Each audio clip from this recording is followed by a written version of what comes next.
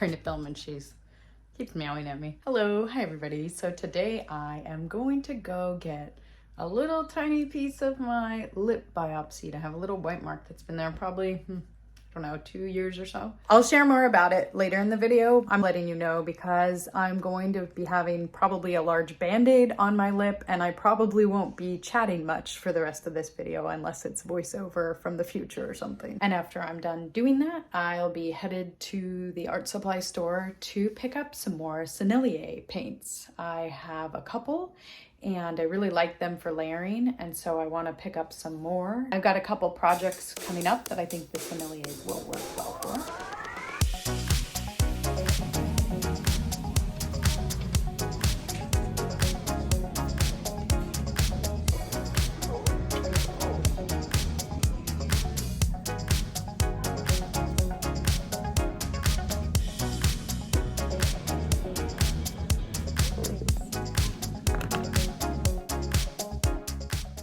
After the biopsy, talking was ridiculously awkward, but it wasn't really hurting that much, even once the anesthetic wore off. So I was able to bring the Senneliers back into the studio and fill up 2 metal pallets.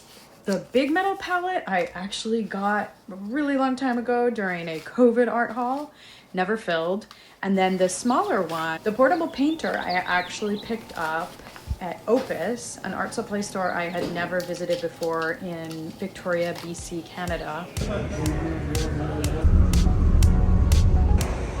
Yeah.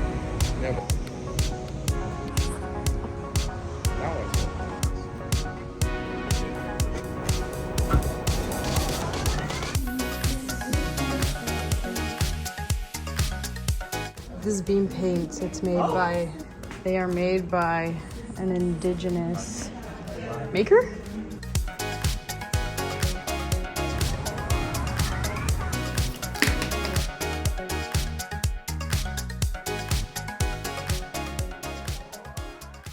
I didn't love Sennelier when I first used it, probably 2020 or so, for portrait painting, because they smell a little odd. They kind of have a chemical smell, but it doesn't really bother me when I'm using them. This thing happened with them where the binder would come out, and I remember putting them on top of the dryer hoping they would vibrate and mix enough, and that didn't really work. So I had forgotten that had happened, but it was easy enough to fix just by putting it some back in and then like using a stick to stir it up a little bit, and or just letting the binder come out and squishing out some paint and then mixing it in the little pans.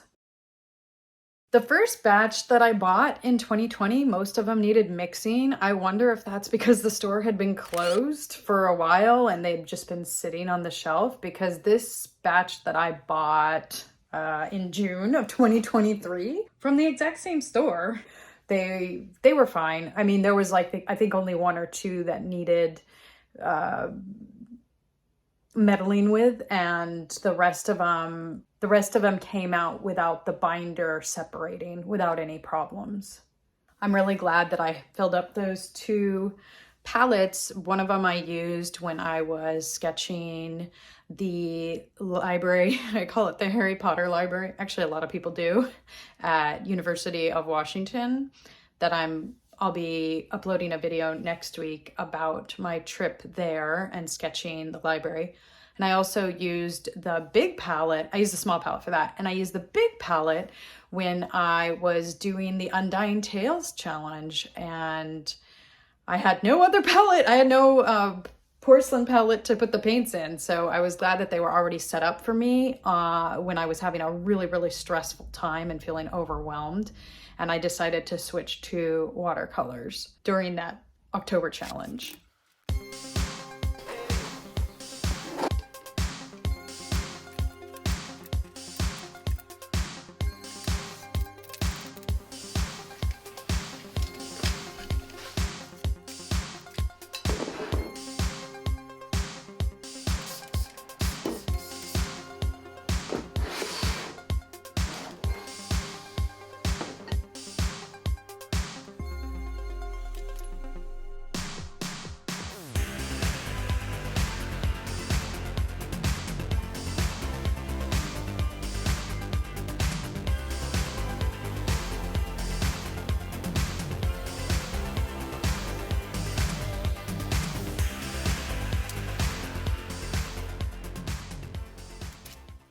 I made sure to experiment with the different colors that I had gotten and with the paints themselves, because it had been quite a while since I'd used the Sennelier, and I wanted to make sure that I understood how they worked.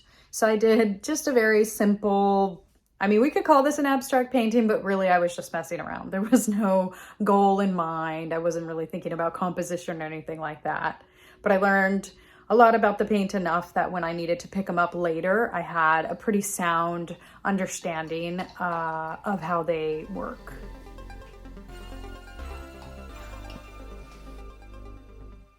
I went to a dermatologist and she suspected skin cancer, which was not what I was suspecting. I was suspecting, I don't know, anything else. And I have a lot of health problems that I'm managing right now. And so this one isn't a huge priority to me because it will not turn into cancer for a really long time, like 10 years or so. And so it's not like up there on the alert, alert, alert, you know. Cancer is a scary word, but in this case, it's not as scary as some of the other things that I'm struggling with. So I'm gonna have a sore in my mouth for about 5 days. I don't know if it's gonna have scarring. I don't know what it's gonna look like. I hope if there is scarring, it'll make my lips look fuller, because that's always been something I'm self-conscious about, is my thin lips. So, you know, sometimes if I get a cold sore, it'll like scar in a way that makes the lip look fuller, and I'm like, yay! you gotta make lemonade out of lemons, right? Like, if that's what life gives you, you know, you have to. You don't have to. I choose to look on the bright side if all possible. Valkyrie's here. I stood next to her to start filming, and she just would not stop meowing until I pet her. So that's all I was hunched over here.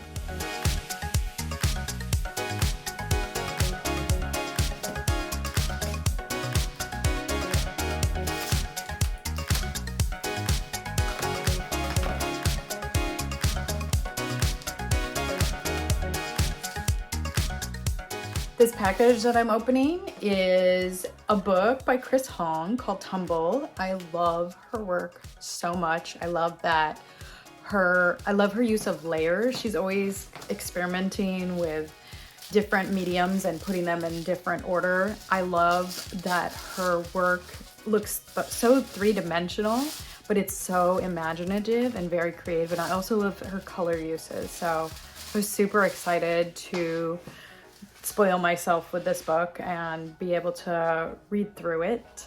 I managed to snag a signed copy. Thanks for joining me, and I'll see you in the next one. Bye.